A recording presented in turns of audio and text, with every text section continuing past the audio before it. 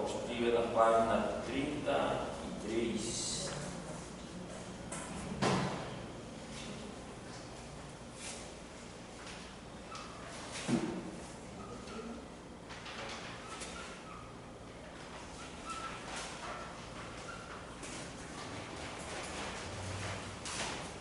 Tópico 5.1.4. Outras consequências do pecado.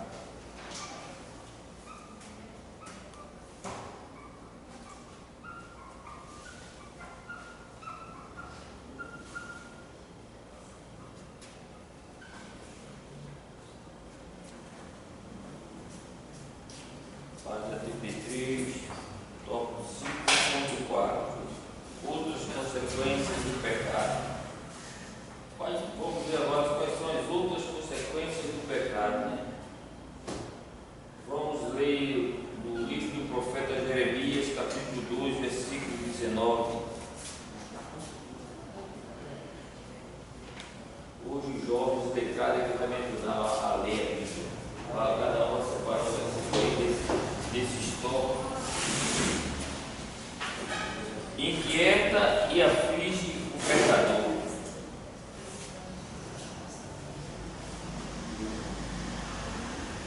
A tua malícia te castigará, e as tuas apostasias te repreenderão. Sabe, pois, e vê que mal e quão amargo é deixares ao Senhor teu Deus, e não teres o meu temor contigo, diz o Senhor Jeová dos Exércitos. Está dizendo que quando você deixa de temer ao Senhor, você não vai ter mais paz. O inimigo vai te atormentar direto. Como diz aqui, e vê que mal e quão amargo é deixares ao Senhor. Tem pessoas que, quando deixam, sai da presença do Senhor, vai para o mundo, pensa que ganhou grande coisa, não sabe que foi que perdeu, e ganhou sim problemas na vida, porque o inimigo vai atormentar até o último momento, que você já passou a ser escravo dele, passou a dar ouvido ao que ele disse. Aí ele disse, agora está fazendo o que eu quero, vou agora te sacrificar. Outro, interrompe a comunhão com Deus. Livro do profeta Isaías, capítulo 59, versículo 2. Pode ler? Pode ler. Mas as vossas iniquidades fazem divisão entre vós e vosso Deus, e os vossos pecados encobrem o seu rosto de vós, para que vós não os ouça. As nossas iniquidades encobrem o rosto de Deus para nós. Nós podemos fazer o que for, mas o Senhor não vai ouvir as nossas orações, não vai ouvir o nosso clamor. Ele até vai ouvir, mas não vai poder do socorro, porque você está chamando ele, mas você já separou dele. É aquilo, o cara deixa a mulher e vai embora. Quando volta, ele já pegou, te vira, não me deixar que me abandonasse, mas ainda bem que o Senhor é misericordioso quando a gente se arrepende e volta. Mas enquanto nós estivermos fora do caminho dele, vai ser bem complicado ele ouvir o nosso clamor, porque os nossos pecados já encobriu o rosto dele para nós. E ele está ouvindo sempre atender o que nós estamos pedindo, mas só que ele não vai atender porque nós fomos infiéis com ele. Tópico 3. Escraviza o pecador. Evangelho de João 8,34. Respondeu-lhe Jesus: em verdade eu vos digo, que todo aquele que comete pecado é servo do pecado. Já não passamos mais a ser servos de Deus, somos servos do inimigo. Servo do pecado, servo do inimigo. Isso é as consequências que o pecado traz. Já não passamos mais a servir ao Senhor e sim ao inimigo. Esse texto aí, vocês podem pegar como base para responder Quando a pessoa diz assim, mas eu só fumo um cigarro assim, uma vez por semana, por exemplo. Se eu fumo um cigarro uma vez, eu só bebo no final de semana, como coisa que não fosse pecado, né? Porque ele acha que o escravo é aquele que faz todo dia. Aí deixa bem claro que o Senhor deixa bem claro quando, digamos que ele diz assim, eu só fumo um cigarro uma vez perdida, eu só bebo final de semana.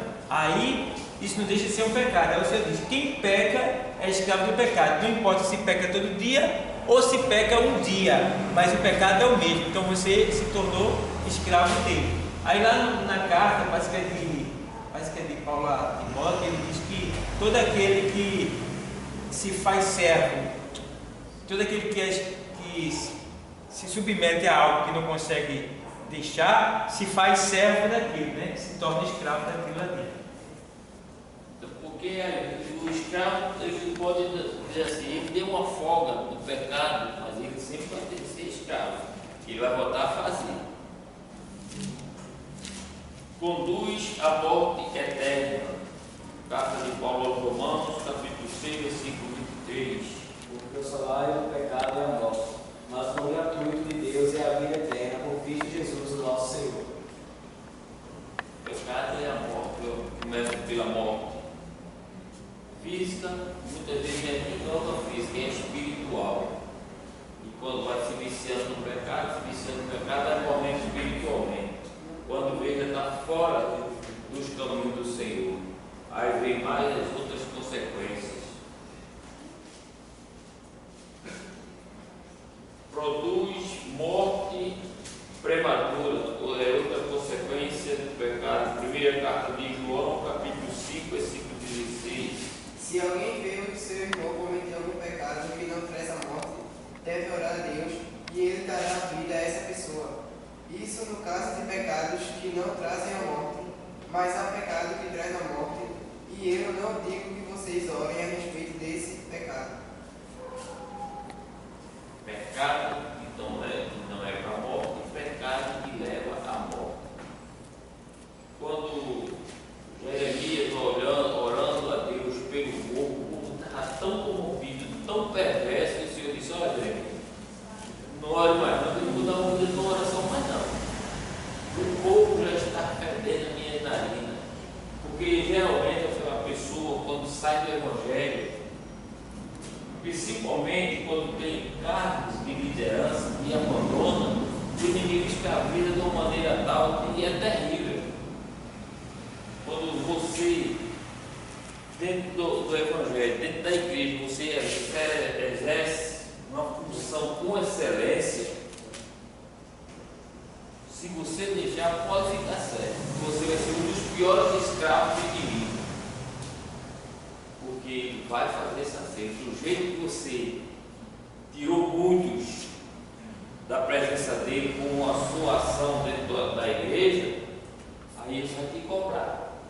Só, e assim, foi tudo, foi que roubasse um bocado de filhinho meu, foi levar só para o outro lado, agora tu vai pagar.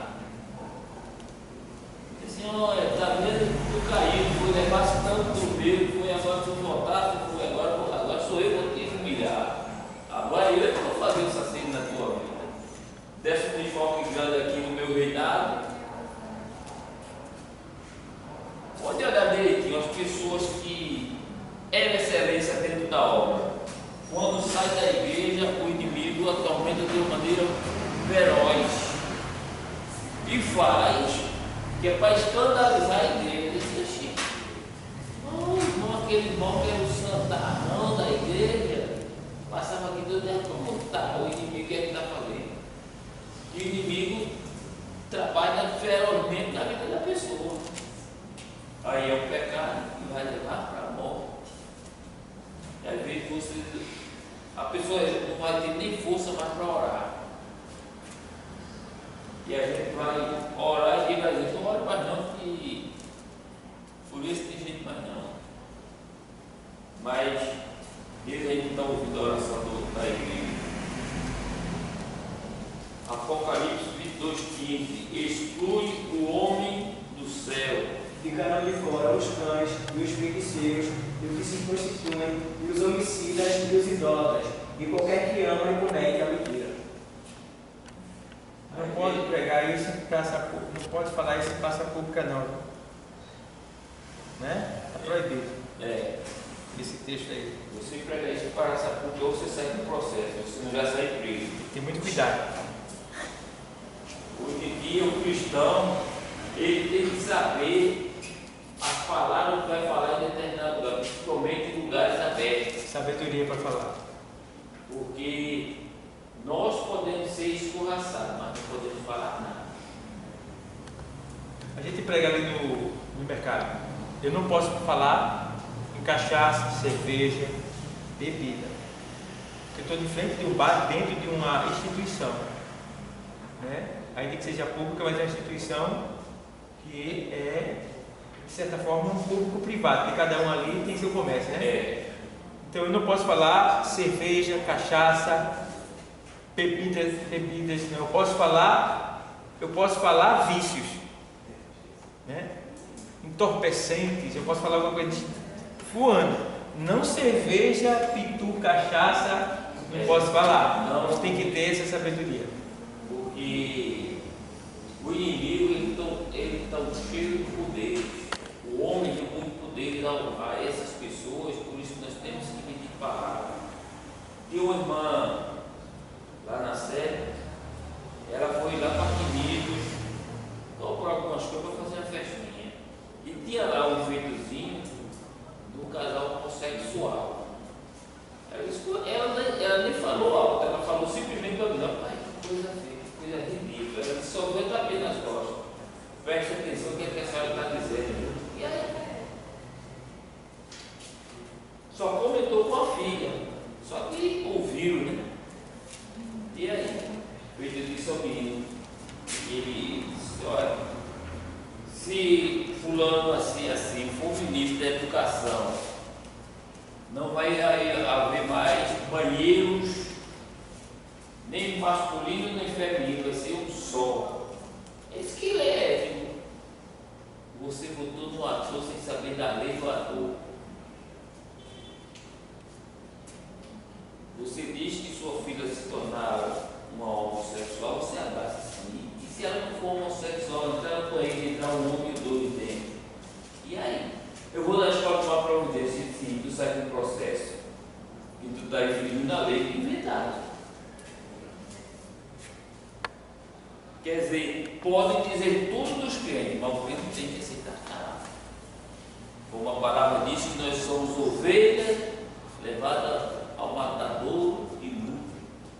Não temos que falar nada. Porque se nós falarmos, vem um processo pela frente. Nós estamos de mão atadas.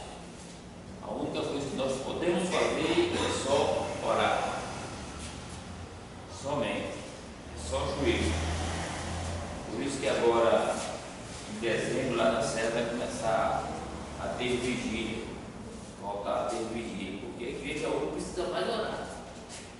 E tem aquelas pessoas aficionadas por vigílias. Antigamente, quando tinha vigília lá na sede, muitas vezes os obreiros ficavam de pé, porque não tinha mais banco. Porque tem aquelas pessoas que saem no sábado à noite procurando igreja para fazer vigília. Se você for para a vigília da Nova de Paz, da Assembleia, essas igrejas grandes, são cheias, porque principalmente de homens que trabalham a semana toda, não tem tempo de estar no círculo de oração, tem o quê? Uma vigília no sábado. Não vai trabalhar no domingo, vai fazer uma vigília no sábado. E a igreja está precisando de orar. Nós, como igreja, estamos precisando de orar mais. Principalmente obreiros que trabalham o dia todo, não tem tempo de estar no círculo de oração. E lá nós vamos fazer de 15 eu queria de 15 dias, mas o pastor preferiu uma vez por mês, de 10 à meia-noite. E de 3 em 3 meses fazer uma de 10 às 5 da manhã. A igreja precisa orar mais para vencer essas leis que o inimigo colocou contra a igreja. Tópico 6. Como vencer o pecado? Sujeitando-se a Deus e e resistindo ao diabo. Sujeitai-vos, pois, a Deus, resistir ao diabo, e ele fugirá de vós. Sujeitai a Deus. Legal. Achei o texto que eu queria explicar aqui. Diz assim, 2 de Pedro 2 e 2. Anota aí, segunda carta de Pedro, 2,19. capítulo 2, versículo 19. Aí diz assim: prometendo-lhes liberdade, sendo eles mesmos servos da corrupção. Aí a parte B diz assim: porque de quem alguém é vencido, do tal faz-se também servo. É quando você não consegue deixar um mau costume, né? Um vício, né? Uma coisa que você vê que aquilo é pecado, então você se torna servo daquilo em vez de ser servo de Deus. Esse texto aí diz. E quando Paulo diz: o bem que eu quero fazer eu não faço, mas o mal que eu não quero, esse eu faço. Mesmo quando a sua vontade, mas você, a carne, o inimigo não, você gosta disso, você vai fazer isso. Vigiando, ela também é um termo de como vencer o pecado. Evangelho de Mateus, capítulo 26, versículo 41.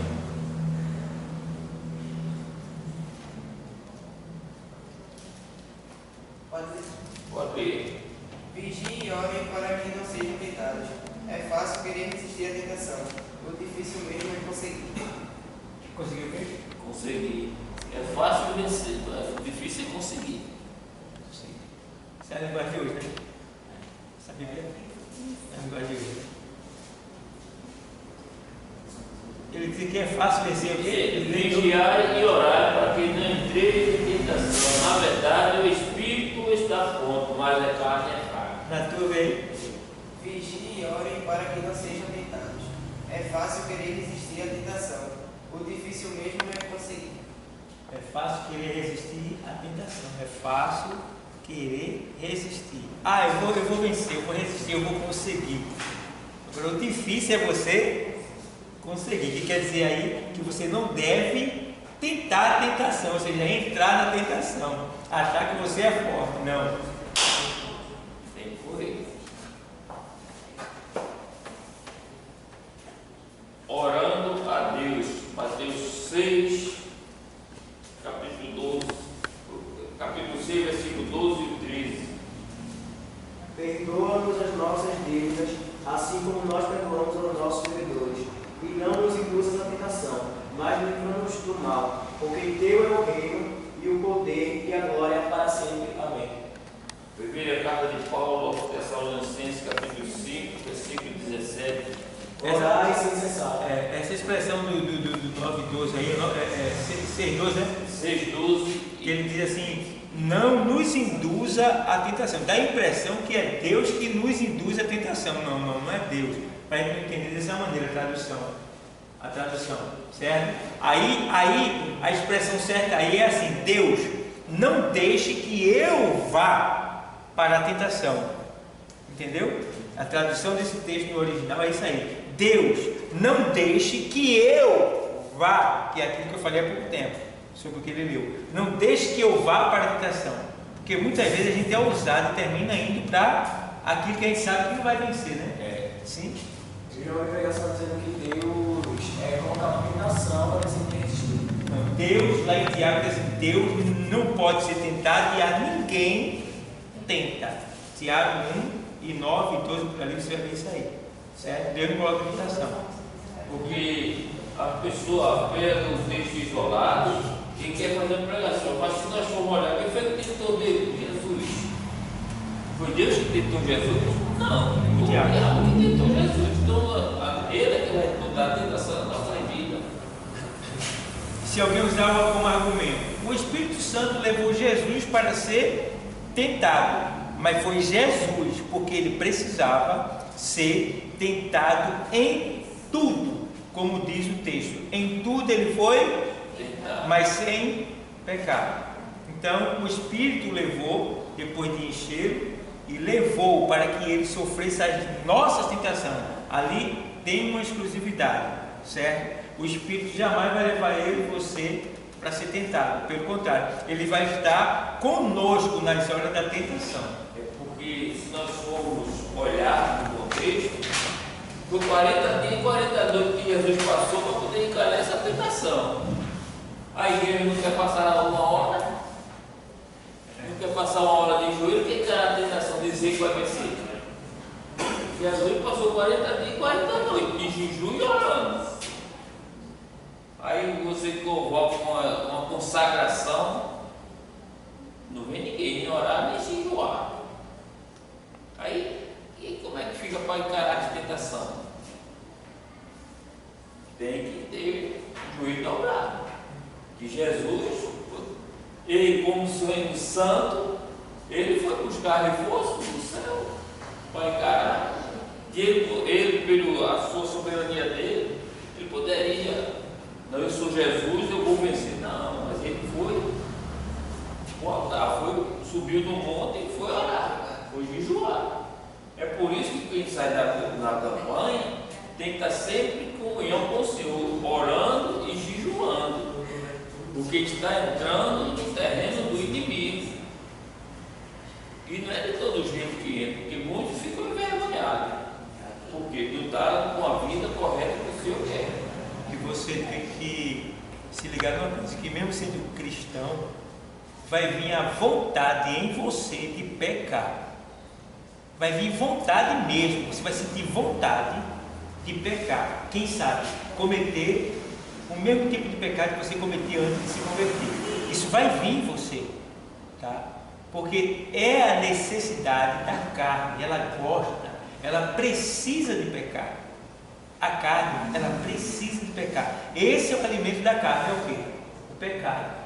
Então vai vir a vontade em você de pecar, de cometer algum tipo de delito que você já cometia anteriormente. Vai vir aquela vontade, porque vai vir seguido de uma lembrança e quem sabe o desejo da tua natureza carnal. Aí você vai ter que estar muito mesmo ali, decidido para dizer não para o pecado.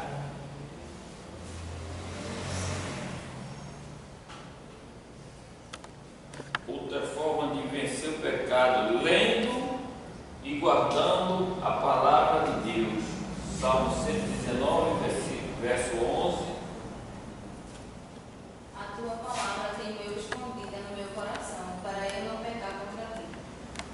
Efésios capítulo 6, versículo 17. Recebam a salvação como um capacete e a palavra de Deus como a espada que o Espírito Santo lhes dá. Esse Efésios 6 é sempre bom você ficar mastigando, que é para toda vez que o pecado vier, bater na porta de novo. Efésios 6. Quando o pecado bater a porta, vou para Efésios 6. Porque como é que a gente vai ver o capacete da salvação, a armadura? A palavra. Tem que ir para a palavra. Quando vir o pecado batendo no vidro, Efésios 6 manda eu ir ler, manda eu buscar reforço. Quando o pecado bater a porta, corre para Efésios 6, cumprir o que Efésios 6 manda, porque senão o inimigo vai querer trabalhar usando o poderoso nome de Jesus. O Evangelho de Lucas capítulo 10, versículo 17. Os 72 voltaram muito alegres e disseram a Jesus: até os demônios nos obedeciam, quando pelo poder e o nome do Senhor nós mandávamos que saíssem das pessoas. Nesse versículo aqui, os apóstolos, discípulos, voltaram porque usaram o nome de Jesus, expulsou demônios, fez muitas curas, ressuscitou defunto, mas Jesus diz: olha, calma aí, vocês estão muito contentes. Se não fosse no meu nome, vocês não faziam nada não, mas vocês devem ser felizes por ter seu nome escrito no livro da vida. Mas eu gosto das palavras do Senhor, porque quando a gente vai lendo, nós vemos uma discípulos não estavam preparados quando chegou o endemoniado Gadareno, né? E aí? O menino com epilepsia, ele não conseguiu expulsar também. Aí Esse caso aí é o qual? Esse caso aí é quando os 70 voltaram. Sim, ele voltaram da missão. Contente porque fizeram milagres pelo nome de Jesus. Isso é chamado de inversão de valor. Jesus não deixou eles fazer essa inversão de valor, para que ele não se alegrasse pela obra que foi feita, e sim porque o nome dele estava no livro da vida. Aí vem a prova, o endemoniado Gadareno. Todos eles foram lá e não conseguiram. E aí? É feito, eu vou aqui, põe a mão, porque o irmão está ali vivo, oro, em nome de Jesus. o menino epilético. Pronto. O Gadareno foi com Jesus, foi o epilético. O epilético é que eles tentaram expulsar e não conseguiram. Ele caía no fogo e caía na água, né? Quando ele chegou, Jesus olhou assim, mas é geração incrédula, né? Aí ele começa E às vezes chama o irmão, que o irmão, ele ora, a pessoa fica bom assim, aí o irmão vai crescendo no ego. Aí acha que é o autossuficiente. Vai chegar um momento que chama o irmão, aí que passou. Mas sabe por que Deus não fez? E até hoje ele se acha decepcionado, para que até hoje não tivesse pagando o preço. Porque vai buscar o pastor, que o pastor expulsa demônio. Vai buscar o pastor, vai da casa do pastor. Aí, e agora o sossego do pastor? O inimigo querer lutar, levantar o ego dele. Muitas vezes a gente não entende o trabalhar de Deus. O que aconteceu com os discípulos, que eles não conseguiram curar o jovem, foi para provar que ele não é o suficiente, é eterno dependente do Senhor. E muitas vezes na nossa vida, às vezes a gente acha que curou, expulsou um demônio, curou alguém, aí não tem que botar a mão. Não, se não for o nome de Jesus, aí você for uma pregação, você salva quase 5 a pessoa. Não. Aí vai chegar um dia dele e vai dizer, vou mostrar tudo depende de mim, vice. Preparou aquele bolso bem bonito, hoje vou salvar umas 10. Não sai glória e aleluia. E misericórdia, Senhor. Porque encheu o ego, como ele aqui repreendeu esses discípulos. Tu expulsaste foi em nome de Jesus, não foi tu não, tu não tem poder para nada. Aí às vezes eu fica, e aí irmão em casa? Eu não tenho poder de casa não, quem tem poder de casa é da mulher. Porque se você quer estar errado, a justiça de logo, a casa é dele da menina. Mas não é verdade? Na primeira confusão, e tem mais, se eu levantar a mão para bater, vai lá numa tornozeleira. E aí? Eu pedi misericórdia ao Senhor, nós somos eternos dependentes dele. Atos dos Apóstolos, capítulo 16, versículo 18. Ela fez isso muitos dias. Por fim, Paulo se aborreceu, virou-se para ela e ordenou ao Espírito: pelo poder do nome de Jesus Cristo, eu mando que você saia desta moça. E no mesmo instante o Espírito saiu. A moça, toda vez que Paulo passava, isso é um homem de Deus. Isso é um homem de Deus. Ih, rapaz. O inimigo sabe, né, que você é de Deus. Mas só que já estava falando, zombando, aí Paulo só é. Aí Paulo, sem querer, arrumou da confusão, né? Tirou o espírito de adivinhação dela. Arrumou da confusão da cidade. Eita, bicho para arrumar confusão. É o tal do Paulo. Onde é que passava que fazia o milagre, era uma confusão para cima dele. Mas foi por isso que ele foi chamado, foi para isso. Diz, perseguidor a ser perseguido. Assim somos nós. Antigamente, quando nós vivíamos no mundo, era perseguidor de cristão. Hoje nós somos perseguidos. Queira ou não, no trabalho, na vizinhança, tem vizinho que não gosta da gente por causa da nossa religião, principalmente a gente, vizinho que gosta de ouvir som alto, você bota o seu ouvido, e ele não está fazendo barulho dele, ele vai se incomodar. Vai chegar na porta, irmão, dá para baixar um pouquinho aí que eu quero dormir. Mas ele não olha porque a distorção dele está nessa altura. E tem uns ainda que ainda acha pouco e ainda quer cantar mais alto do que eu sou. Liga o microfone, só misericórdia. Mas é a realidade. Gálatas capítulo 5, versículo 16. Carta de Paulo aos Gálatas, capítulo 5, versículo 16. Quero dizer a vocês o seguinte: deixem que o Espírito de Deus dirija a vida de vocês e não obedeçam aos desejos da natureza humana. Quando o inimigo chegar, o desejo da carne chegar, Deus me socorre. Espírito Santo, tem misericórdia de mim, me ajude. Que eu não vou conseguir vencer se depender de mim. Me ajude, toma frente. Vai acontecer determinadas situações que nós vamos ter que tomar uma decisão e tem que pedir direção ao Espírito Santo. E é para a gente não cair.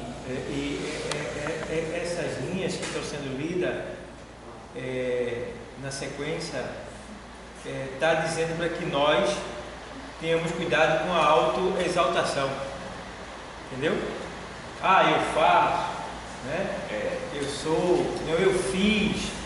Aquela autoexaltação que é chamada de Paulo chama de vanglória. Vanglória. Aí está dizendo aí para que você não venha tomar a glória de Deus, de certa forma.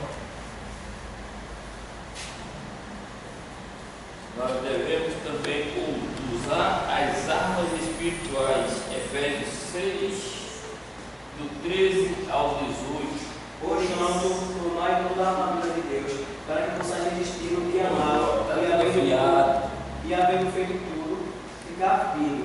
Estais, pois, firmes, tendo cingido os vossos lombos com a verdade, e vestido a couraça da justiça, e calçado os pés na preparação do Evangelho da paz, tomando sobretudo o escudo da fé, com o qual podereis apagar todos os dados e formados do maligno. Tomai também o capacete da salvação e a espada do Espírito, que é a palavra de Deus, orando em todo o tempo, com toda oração e súplica no Espírito, e vigiando nisso, com toda perseverança e súplica por todos os santos. É aquilo que eu falei para vocês, Efésios 6. Quando o teu inimigo vier tentar, Efésios 6. Lembro que vocês que são o futuro da igreja, o inimigo vai atacar vocês de todos os lados. Vocês que são o futuro da igreja, vocês que estão aqui aprendendo. Nós que já estamos regressando para a casa do Pai, o inimigo tenta, imagina vocês, que é o futuro da igreja. Aí é que ele vai investir pesado mesmo. Então vocês agora têm que procurar cada vez mais Efésios 6. Está sempre firmado na palavra. Quando a tentação vier, buscar as palavras. Segunda carta de Paulo aos Coríntios, capítulo 10, versículo 5, diz: expulsando todo o pensamento que queira levantar-se contra Deus.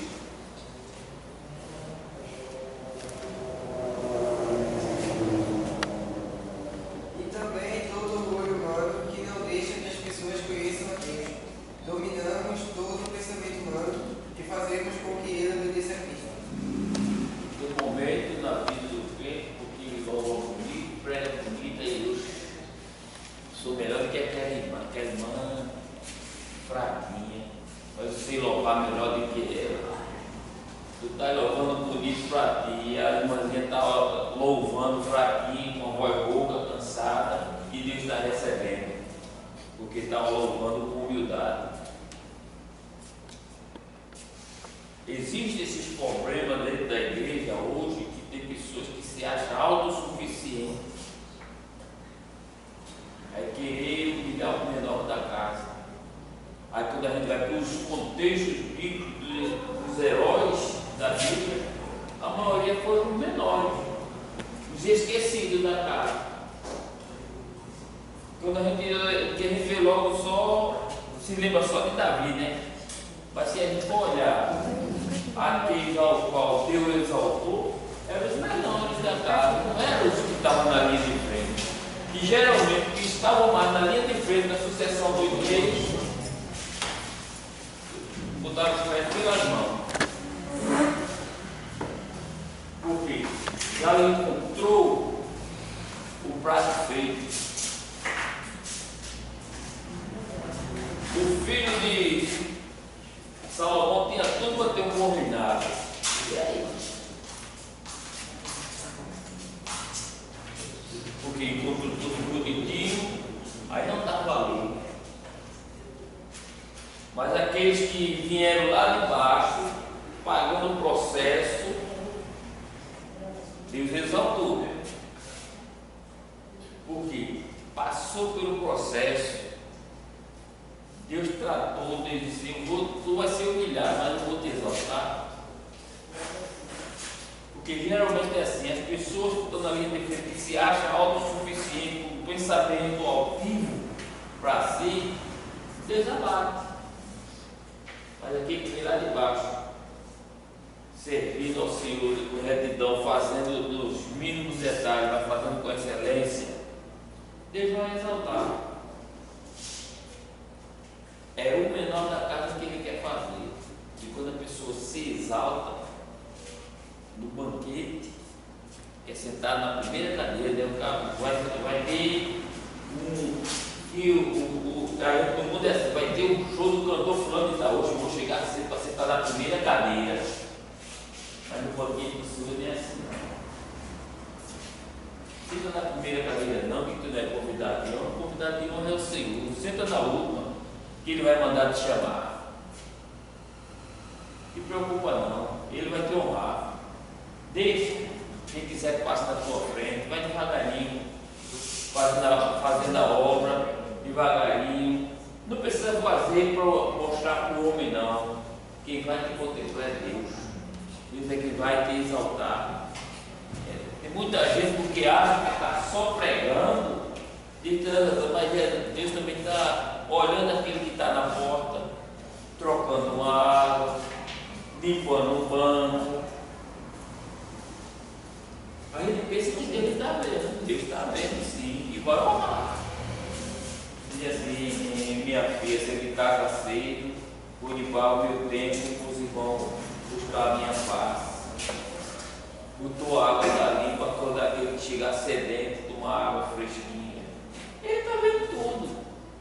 Não precisa ser excelência dentro da igreja, não. Um bom pregador, não, se você não fala o mínimo detalhe.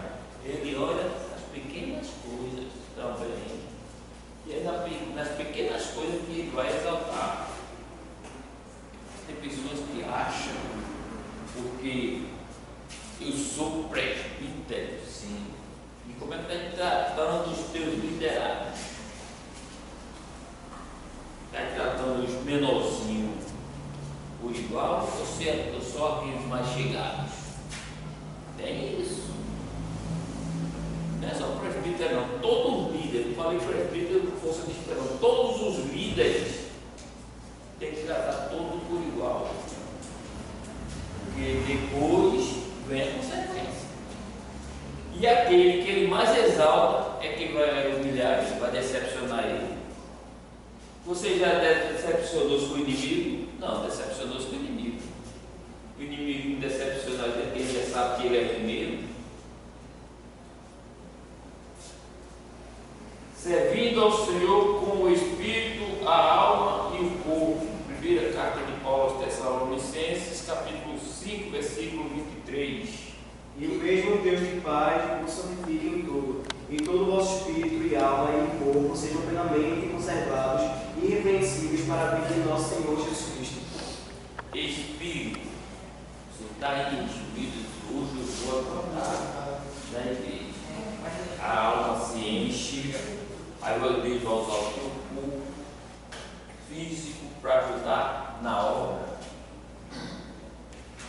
Você já buscou o Espírito Santo, você já se encheu. Isso agora eu vou querer o teu corpo para ajudar na obra. No evangelismo, no serviço este que tem dentro da igreja, que não tem quem faça, você tem, sabe fazer, você vai fazer. Todos esses detalhezinhos, o Senhor vai contemplando, você vai juntando galardão. Quando você pensar que não, está cheio de galardão reservado para você.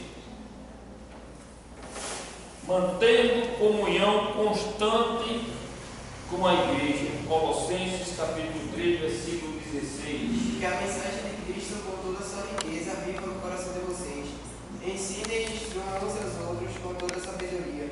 Cantem salmos, hinos e canções espirituais. Louvem a Deus com gratidão do coração.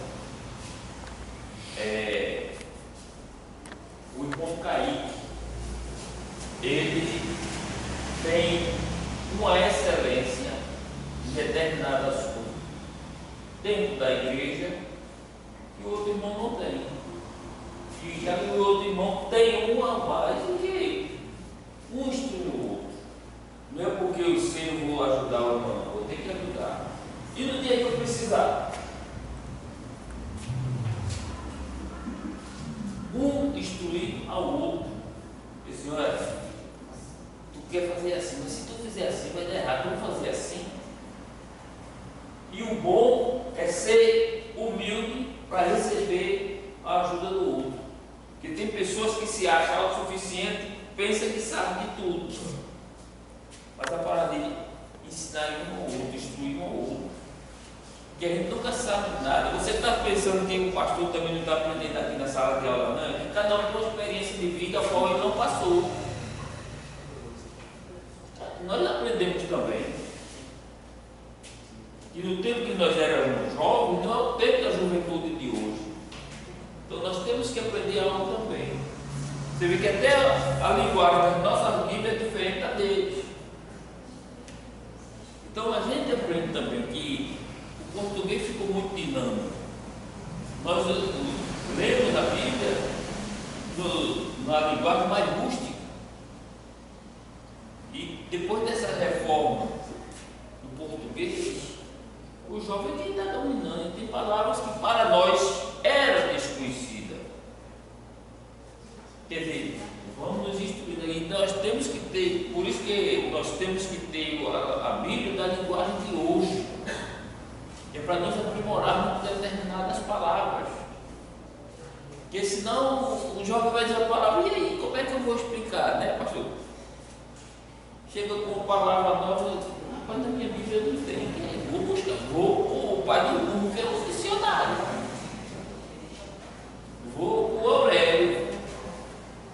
Então, tem coisas que a gente precisa ser instruído pelo outro. E nós nunca sabemos de tudo. Então é bom também, quando vem alguém nos ajudar, a gente ser humilde, ter a humildade de ouvir e colocar em prática. Mas tem pessoas que infelizmente se acham autossuficientes. Não depende da ajuda de ninguém. Aí lá na frente está tropeçando. Por exemplo, a irmã é dirigente do grupo, você chega, eu sou dirigente, não precisa de ninguém, quem vai fazer sou eu. Aí precisa até. Quando ela pensar que está com muito, não faltou isso. Chamar fulano, não. A senhora disse que sabia fazer, se vire. Ninguém vai querer ajudar. Porque se achou autossuficiente, você não precisa dar ajuda de ninguém. A igreja é um povo. Todos têm que se ajudar. A gente nunca pode dizer, não, eu sei, não. Eu penso que sei, mas tem alguém que já fez e sabe fazer, me ajudar a fazer melhor. Então nós temos que nos dar as mãos, instruir um ao outro. Vencendo pelo sangue de Jesus. Apocalipse capítulo 12, versículo 11. E eles venceram pelo sangue do Cordeiro e pela palavra do seu testemunho, e não amaram a sua vida até a morte. Vencemos o pecado pelo sangue de Jesus. O sangue de Cristo tem poder de nos limpar todos os pecados. Então, nós temos que estar seguindo a risca esse tópico aqui, que é para vencer o pecado. Ele vai estar sempre na nossa cara, mas é um tópico para a gente sempre estar buscando, lendo, que é para quando chegar o momento nós nos lembrarmos que o maior